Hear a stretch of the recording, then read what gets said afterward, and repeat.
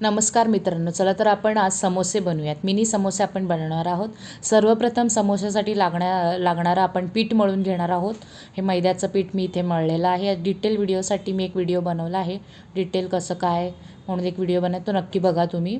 हे पीठ मळून घेतलेलं आहे. त्याच्यानंतर चला तर आपण समोस्यासाठी लागणारा आतला आलू मसाला तयार करून घेणार आहोत. ते मिरची, लसूण, हिरवी मिरची, जिरं आपण पेस्ट करून घ्यायची आहे. इथे कांदा, इथे सर्व मसाला आपण तेलामध्ये टाकून असं मस्तपैकी आपण फ्राय करून घ्यायचं आहे. स्मॅश पोटॅटो त्याच्यामध्ये टाकायचं आहे. मीठ टाकून आपल्याला असा मसाला असा आपला तयार झालेला आहे. मसाला थंड होण्यासाठी आपल्याला ठेवून टाकायचा आहे. चला तर मग आपण समोस्यासाठी लागणारं पोळी लाटून घेऊयात. पोळी ही अशी लाटायची, पातळ लाटायची आहे. त्याच्यामध्ये 4 भाग करायचे आहेत. 2 पद्धतीने आपण करू शकता. 4 भाग करून हे बघा मी कशा पद्धतीने त्याला व्यवस्थित आतमध्ये मसाला टाकून व्यवस्थित पॅक करून घ्यायचं, जेणेकरून तेलात टाकल्यावरती फाटू नये म्हणून. नाही तर पूर्ण तेल खराब होऊ शकतं. त्याच्यामुळे व्यवस्थित भरायचं, आपल्याला व्यवस्थित भरून व्यवस्थित पॅक करून घ्यायचे. पॅक करणं हे सगळ्यात महत्त्वाचं आहे.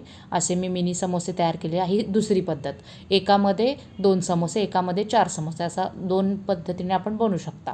बघा ही पद्धत सोपी आहे. बघा व्यवस्थित त्याला पॅक करून घ्या.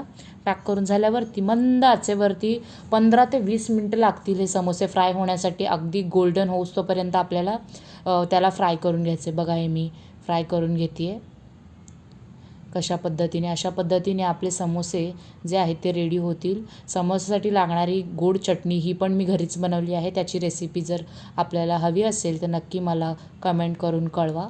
असे गोल्डन होऊस्तोपर्यंत आपल्याला बघा आपले समोसे रेडी झाले. Like, share and subscribe. Thank you.